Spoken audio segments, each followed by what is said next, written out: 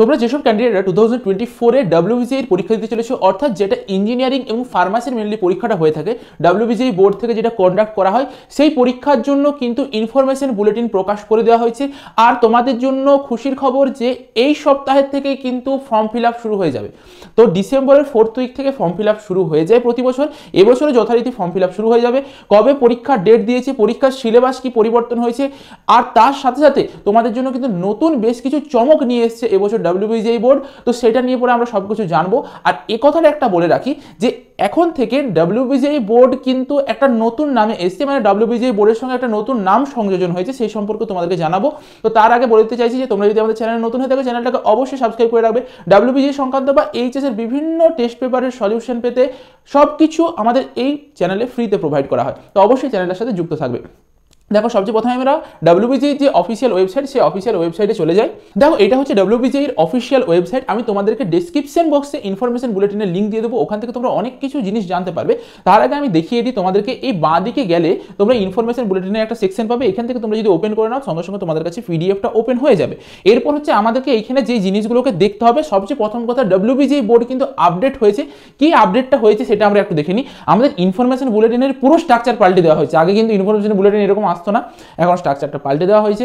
তো WBGE বোর্ডের সাথে সাথে WBGE বোর্ডটার একটু নামটা পরিবর্তন করা হয়েছে, যেখানে আমাদের রূপান্ন নাম দেওয়া হয়েছে, ঠিক আছে? তো রূপান্ন নাম দেওয়া হয়েছে সেটার। আর হচ্ছে এটার বলতে গেলে যেটা আগে হচ্ছে আমাদের অফিস ছিল WBGE বোর্ডের, সেই অফিসটাও পরিবর্তন করে দেওয়া হয়েছে। এখানে বলে দেওয়াটা জরুরি, কারণ তোমাদেরকে অনেক সময় অফিসে যেতে হতে পারে, তার জন্য এইখানে অফিসের অ্যাড্রেস দেওয়া আছে। যদি কোনোদিনও ভবিষ্যতে দরকার পড়ে এই অফিসের অ্যাড্রেসে তোমরা যাবে। আচ্ছা, এরপর আমরা একে একে সব প্রতিটা তথ্যতে চলে আসি। তো সবার প্রথম যেটা আসবো যে তোমাদের কবে পরীক্ষাটা হবে সেইটা সম্পর্কে আমরা একটু জেনে নিই, ঠিক আছে? দেখো আমাদের 28/4/2024 পরীক্ষা হবে। 4 মাসের 28 তারিখে। বিগত বছর 30/4/2024 পরীক্ষা হয়েছিল, তার ঠিক দুদিন আগে এবছর পরীক্ষা হতে চলেছে। তো সেটা হচ্ছে তোমার এটা টেন্টেটিভ ডেট দেওয়া আছে, এটা কিন্তু পরিবর্তিত হতে পারে ভবিষ্যতে। এক্ষেত্রে একটা কথা বলে রাখি, আমাদের WBGE বোর্ডের আন্ডারে বাকি যেসব পরীক্ষাগুলো হয়, বিশেষ করে নার্সিংয়ের যে পরীক্ষাগুলো হয়, নার্সিং প্যারামেডিক্যালের যে পরীক্ষাগুলো হয়, আমরা কিছুদিন আগে WBGE বোর্ডকে ফোন করেছিলাম। তো নার্সিংয়ের বেশ কিছু পরীক্ষার জন্য এখনো পর্যন্ত কোনো বিজ্ঞপ্তি জারি করা হয়নি। এর পিছনে ভীষণ বড় একটা কারণ আছে, যে কারণ সেই পরীক্ষাগুলোর একটা কেস চলছে 2023-এ, সেই পরীক্ষাগুলোর জন্য একটা কেস চলছে। এই কেসটা যতদিন না পর্যন্ত সলভ হচ্ছে ততদিন পর্যন্ত কিন্তু সব কিছু কনফার্ম বলা সম্ভব নয়। ইভেন এই পরীক্ষাটাও কিন্তু কনফার্ম বলা সম্ভব নয় যে এই ডেটেই হবে কিনা, ডেটটা কিন্তু পিছোতে পারে আগে, ঠিক আছে? আর বাকি পরীক্ষাগুলো যতদিন না পর্যন্ত কোর্টের যে কেসটা চলছে সেই কেসটা সলভ হচ্ছে ততদিন পর্যন্ত কোনো কিন্তু আপডেট পাওয়া যাবে না। এরপর ভালোভাবে বলে দিই, আমাদের দুটো হাফে পরীক্ষা হয়, ম্যাথামেটিক্স, ফিজিক্স আর কেমিস্ট্রি। ম্যাথামেটিক্সের জন্য একটা হাফ হয়, ফিজিক্স কেমিস্ট্রির জন্য একটা হাফ হয়। ফার্স্ট হাফে ম্যাথামেটিক্স থাকে দুপুর মানে বেলা 11টা AM থেকে 1টা AM পর্যন্ত হয় পরীক্ষাটা। আর ফিজিক্স আর কেমিস্ট্রি যেটা সেকেন্ড পেপার থাকে, সেটা 2টোর থেকে 4টা পর্যন্ত হয়, মধ্যেখানে 1 ঘন্টার একটা ব্রেক থাকে। এক্ষেত্রে আমি একটা বলে রাখি, যারা ইঞ্জিনিয়ারিং লাইন দিকে যেতে চাইছো তাদেরকে পেপার 1 আর পেপার 2 দুটোই দিতে হবে। টোটাল 200 মার্কসের কোশ্চেন হয়, আমি কোশ্চেন প্যাটার্ন দেখিয়ে দেবো তোমাদেরকে। তার সাথে তোমাদেরকে যদি তুমি ফার্মাসি লাইনে যেতে চাও, তোমাকে পেপার 1টা না দিলেও চলবে, তোমার পেপার 2টা দিলেই চলবে, ঠিক আছে? আচ্ছা, এরপর হচ্ছে তোমাদেরকে একটা কথা বলে রাখি, কিন্তু যাদবপুর ইউনিভার্সিটির বেশ কিছু নিয়ম আছে, সেগুলো আমি তোমাদেরকে বলে দেবো। তার আগে আমরা একটু এক্সাম প্যাটার্নটাতে চলে আসি। দেখো গত বছরের যা এক্সাম প্যাটার্ন হয়েছে, বিগত যত বছর ধরে পরীক্ষা হচ্ছে, যে এক্সাম প্যাটার্নের পরীক্ষা হয়েছে আর কি, বিগত 5-6 বছর ধরে সেই এক্সাম প্যাটার্নে পরীক্ষা হচ্ছে। তো চিন্তার কিছু নেই। ম্যাথামেটিক্স, ফিজিক্স, কেমিস্ট্রি, ম্যাথামেটিক্সে টোটাল থাকবে 100 মার্কস পেপার 1-এ, আর পেপার 2-তে ফিজিক্স কেমিস্ট্রি মিলিয়ে 50-50 100 মার্কস থাকবে। তার মধ্যে 3টে ক্যাটাগরি থাকবে, ভালোভাবে দেখে নাও। একটা ক্যাটাগরি 1, ক্যাটাগরি 2, ক্যাটাগরি 3। তো ক্যাটাগরি 1 যেটা, সেটাতে কি বলা হয়েছে যে তোমার খুব ভালো করে শুনবে, খুবই ভালো করে শুনবে, এই কথাটা তোমাদের জানাটা অত্যন্ত জরুরি। ক্যাটাগরি 1টাতে হচ্ছে তোমার 4টা অপশন থাকবে, তার মধ্যে যে কোনো একটা অপশন সঠিক হবে, যে কোনো একটা অপশন সঠিক হবে। তুমি যদি সঠিক অপশনে দাগ দিয়ে আসো তাহলে তুমি কত মার্কস পাবে? 1 মার্কস পাবে। যদি তুমি ভুল উত্তরে দাগ দিয়ে আসো, তোমার 1 নাম্বার তো প্রথমে গেলই, তার সাথে আরও 0.25 মার্কস এক্সট্রা যাবে। মানে একটা নেগেটিভ মার্কিং থাকছে, 25% নেগেটিভ মার্কিং থাকছে। 1 নাম্বারের কোশ্চেনে 25% নেগেটিভ মার্কিং থাকছে। দ্বিতীয় জিনিস, ক্যাটাগরি 2 কি জিনিসটা? ক্যাটাগরি 2 এর প্রতিটা কোশ্চেনের নাম্বার হচ্ছে 2 করে, প্রতিটা কোশ্চেনের মার্কস হচ্ছে 2 করে। তাহলে এই কোশ্চেনের, এই ক্যাটাগরি 1 এর ক্যাটাগরি 2 এর মধ্যে পার্থক্যটা কি? ক্যাটাগরি 1 এর কোশ্চেনগুলো তুলনামূলকভাবে একটু ইজি হয়, ক্যাটাগরি 2 এর কোশ্চেনগুলো একটু লেন্দি হয় বা একটু টাফ বলতে পারো হয়ে থাকে। আচ্ছা, এরপর এই যে এই 2 নাম্বারের যে কোশ্চেনগুলো, এগুলোর মধ্যে তোমাদের যদি তুমি তোমার ভুল করে দিয়ে আসো, মানে সঠিক করলে তুমি 2 নাম্বারই পাবে, একটাই সঠিক উত্তর হবে। চারটা অপশনের মধ্যে একটাই সঠিক উত্তর হবে। যদি তুমি ঠিক করে দিয়ে আসো 2 নাম্বার পাবে, যদি তুমি ভুল করে দিয়ে আসো তাহলে তোমার হাফ মার্কস কাটা যাবে, অর্থাৎ 0.5 মার্কস তোমার কাটা যাবে, এক্সট্রা কাটা যাবে। 2 নাম্বার তো গেল, তার সাথে আরো 0.5 মার্কস এক্সট্রা কাটা যাবে, হয়ে গেল। ক্যাটাগরি 3টা হচ্ছে সবচেয়ে ভাইটাল জায়গা। ক্যাটাগরি 3টা খুবই মজার জায়গা, যেখানে হচ্ছে তোমার চারটা অপশন দেওয়া থাকবে এ বি সি ডি। এরপর এইটার মধ্যে উত্তর একটাও হতে পারে, দুটো উত্তরও সঠিক হতে পারে, তিনটে উত্তরও সঠিক হতে পারে, আবার চারটা উত্তরও সঠিক হতে পারে, অর্থাৎ 1 or more than 1 correct type answer. মানে একটাও সঠিক হতে পারে বা একটার বেশিও সঠিক হতে পারে, চারটাও সঠিক হতে পারে। তাহলে এইটার মার্কস ডিভিশনটা কেমনভাবে হয়? সবচেয়ে প্রথমে বলে দিই, এখানে কোনো নেগেটিভ মার্কিং নেই। মানে তুমি যদি ভুল করে আসো তাহলে তোমার এক্সট্রা নাম্বার কাটা যাবে না। তুমি কি নাম্বার পাবে সেটা বলে দিই। তোমার ধরো সাপোজ আমার এখানে এ আর বিটা হচ্ছে সঠিক উত্তর, এ আর বিটা হচ্ছে সঠিক উত্তর, বা তুমি ধরে নাও সিটাও সঠিক উত্তর, এ বি সি হচ্ছে সঠিক উত্তর। তুমি দাগ দিয়ে এসছো এ আর বিতে, তাহলে তুমি কত মার্কস পাবে সেটা কেমনভাবে কাউন্ট হয়? তুমি কতগুলো সঠিকে দাগ দিয়েছো? দুটো সঠিকে দাগ দিয়েছো। কতগুলো অরিজিনালি সঠিক উত্তর? 1 2 3টে ভাজিত করলে ইনটু টোটাল মার্কস কত এই কোশ্চেনটার? 2। অর্থাৎ তুমি এই 4-এর 3 মার্কস পাবে। এটাকে বলা হয় পার্সিয়াল মার্কিং বলা হয়। অর্থাৎ তুমি দুটো সঠিকে দাগ দিয়ে এসছো, 3টে সঠিক ছিল, তার মানে 2/3 ইন্টু টোটাল মার্কস কত? এক একটা কোশ্চেনের জন্য 2 করে মার্কস আছে ক্যাটাগরি 3 এর কোশ্চেনে, টোটাল এই মার্কস তুমি পেলে। এরপর তোমাদের মধ্যে একটা প্রশ্ন আসবে, যদি আমি এ বি আর ডি তে দাগ দিয়ে আসতাম তাহলে আমি কত মার্কস পেতাম? কারণ আমার দুটো ঠিক হয়েছে, একটা ভুল হয়েছে, আমি কত মার্কস পেতাম? মনে রাখবে তুমি 0 মার্কস পাবে। কারণ তুমি যদি কোনোভাবে একটাতে ভুল দাগ দিয়ে আসো, বাকি তুমি যটাই সঠিক দাগ দিয়ে আসো, ইভেন তুমি যদি সিটাতেও দাগ দিয়ে আসতে, তারপরে যদি ডিটাতে দাগ দিয়ে দিতে, তবুও তুমি কত নাম্বার পেতে? 0 নাম্বার পেতে। অর্থাৎ মূল বক্তব্যটা হলো যে তুমি যদি কোনোভাবে ভুল উত্তরে দাগ দিয়ে আসো তাহলে তুমি 0 পাবে। এবারে তুমি এইখানে যদি ধরো একটাতেই দাগ দিতে, ধরো বাকিগুলোতে দাগ দাওনি, ঠিক আছে, তো শুধুমাত্র এটাতে দাগ দিয়ে এসছো, বাকি 3টা সঠিক, কত মার্কস পেতে? একটা সঠিকে দাগ দিয়েছো, 3টা সঠিক ভাজিত 2, অর্থাৎ তুমি তখন 2-এর 3 মার্কস পেতে। ক্লিয়ার হয়ে গেল আশা করি যে কেমনভাবে পার্সিয়াল মার্কিংয়ের ডিভিশন হয়। এবারে কোন সাবজেক্টে কত করে ক্যাটাগরি 1 ক্যাটাগরি 2 রয়েছে, টোটাল কত মার্কস রয়েছে তোমাদের চোখের সামনে রয়েছে, নিজেরা একটু দেখে নাও। নেক্সট টপিক আমাদের যেটা এসছে যে এক্সামটার ফর্ম ফিল আপটা যে আমরা করবো, সেই ফর্ম ফিল আপটা করতে গিয়ে পরে আমাদের কত টাকা পেমেন্ট করতে হবে। এক্ষেত্রে আমি একটা দারুণ তোমাদেরকে খবর দিয়ে রাখি, এবছরের নতুন আপডেট যেটা হয়েছে, বিগত কোনো বছরই ডব্লিউবিজেইর ইঞ্জিনিয়ারিং এবং ফার্মাসির পরীক্ষাতে এই জিনিসটা থাকেনি যে ইডাব্লিউএস ক্যাটাগরি, এবছর নতুনভাবে ইডাব্লিউএস ক্যাটাগরিকে অন্তর্ভুক্ত করা হয়েছে, মাথায় রাখো। ইডাব্লিউএস ক্যাটাগরি আগে কিন্তু থাকেনি, এইটা তোমাদেরকে প্রচুর পরিমাণে হেল্প করবে। সাপোজ আমি বলে দিই ইডাব্লিউএস ক্যাটাগরি কি জিনিস। যেসব ক্যান্ডিডেটরা জেনারেল ক্যান্ডিডেট, মানে ওপেন ক্যাটাগরির আন্ডারে পড়ে থাকে, জেনারেল ক্যান্ডিডেট বলতে পারো, সেই জেনারেল ক্যান্ডিডেটদের জন্য সাপোজ ধরো একটা কলেজে টোটাল সিট আছে 100টা, টোটাল সিট আছে 100টা, জেনারেল এসসি এসটি ওবিসি সকলের জন্য মিলিয়ে পরে 100টা সিট আছে।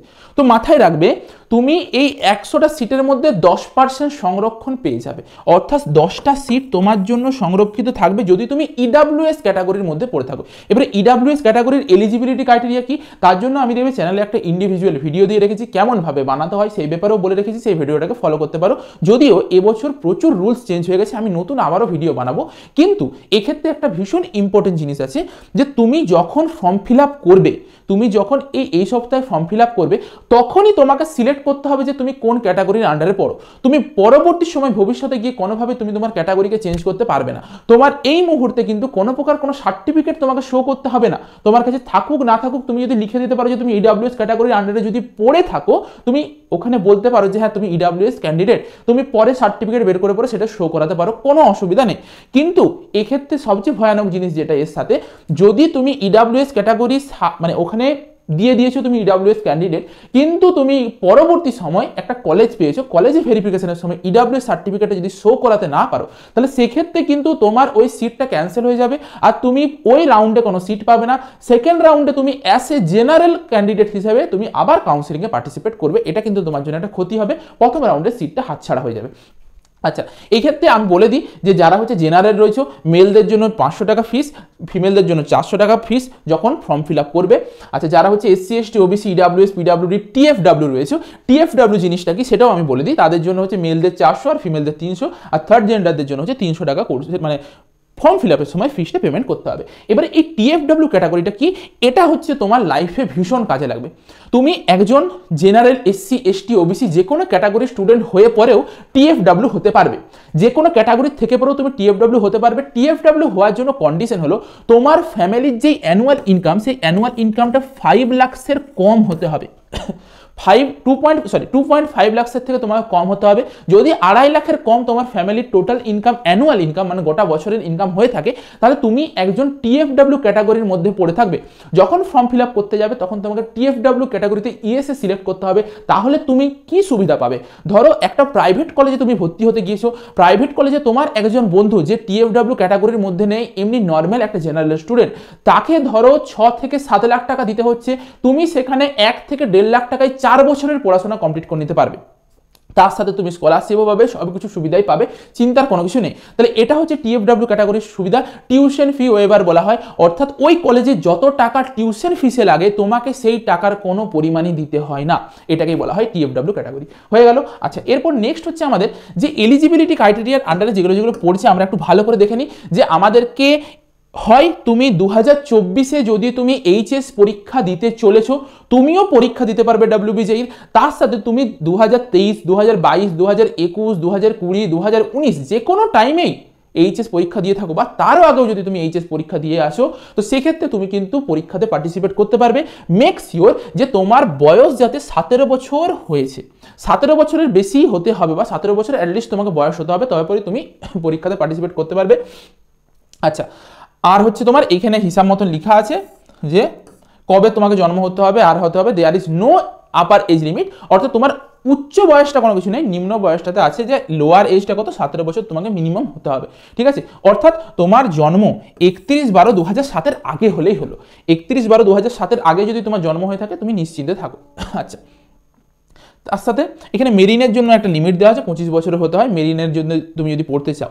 এরপর আমরা মেন যে টপিক, যে আমাদের এডুকেশনের এলিজিবিলিটি ক্রাইটেরিয়া কি হওয়া উচিত সেটাতে একটু চলে আসে। যে আমাদেরকে এইচএসে কত মার্কস তুলতে হবে, আমাদের কি কি সাবজেক্ট কম্বিনেশন থাকতে হবে, এই জিনিসটা সম্পর্কে একটু বলে দিই। তো সেক্ষেত্রে তোমাদেরকে দেখতে হবে যে তোমার physics, chemistry, biology, physics, chemistry, mathematics তোমার থাকতে হবে। তার সাথে তুমি computer science, information technology, biology যা ইচ্ছে রাখতে পারো, তোমার সাবজেক্টে তোমার এইচএসে রাখতে পারো, কোনো অসুবিধার কিছু নেই। কিন্তু মেনলি তুমি যখন হচ্ছে একটা ইঞ্জিনিয়ারিং এবং আর্কিটেকচার ইঞ্জিনিয়ারিংয়ে বলো, বা হচ্ছে ইঞ্জিনিয়ারিং এবং টেকনোলজি যেটা আমাদের বিটেক বলা হয়, সেইখানে যখন তুমি আসবে তখন তোমাকে কিন্তু ফিজিক্স, কেমিস্ট্রি আর ম্যাথামেটিক্স এই 3টে সাবজেক্টে মাস্ট থাকতে হবে।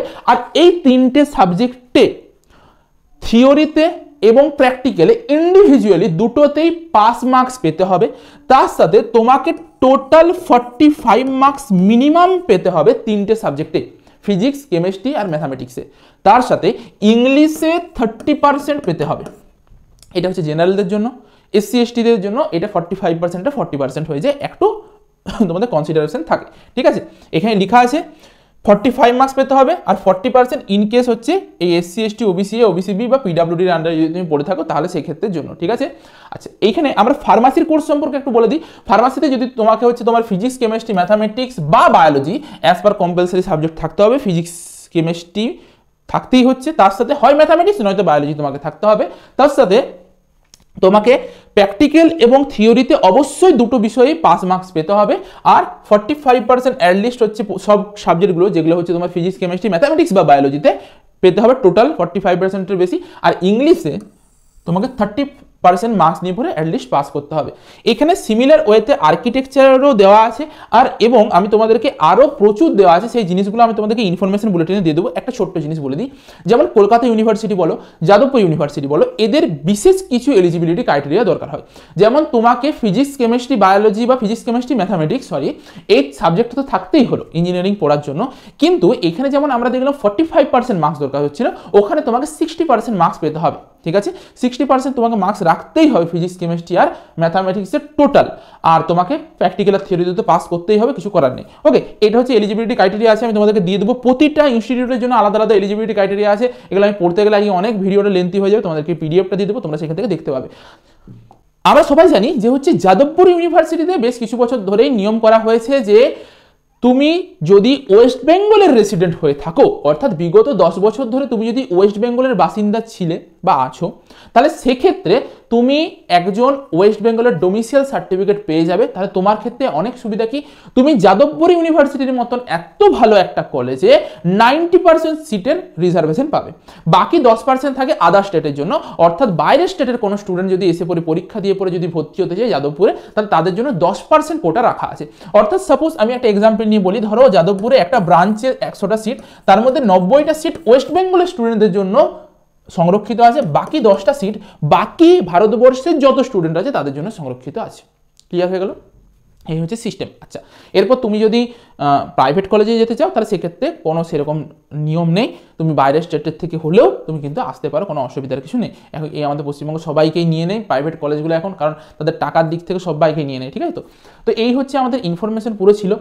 দেখো, এটা হচ্ছে আমাদের সেন্টারগুলো। তো নর্থ 24 পরগনা বলো, নর্থ 24 পরগনা কোথায় কোথায় রয়েছে, আমাদের আসানসোল, দুর্গাপুর, গড়বেতা বলো, খড়গপুর বলো, মেদিনীপুর বলো, সব জায়গাতে কোথায় কোথায় সিট অ্যাভেলেবেল আছে সেগুলো সব লেখা আছে। নিচের দিকে আরও লেখা আছে, উপর দিকে আরও পাবে, এদিকে দেখো আরও রয়েছে। ঠিক আছে? তো কলকাতাতে কোথায় রয়েছে, হাওড়ায় কোথায় রয়েছে, হুগলিতে, দার্জিলিংয়ে, বীরভূমে, বাঁকুড়ায় কোথায় কোথায় রয়েছে সব কিছুর কিন্তু সিট দেওয়া আছে, কোথায় কোথায় তোমাদের সেন্টার পড়বে। এবার সেন্টার চয়েসটা তুমি কেমনভাবে করবে সেটা যখন ফর্ম ফিল আপ হবে আমরা সব দেখিয়ে দেবো, তখন বুঝতে পারবে।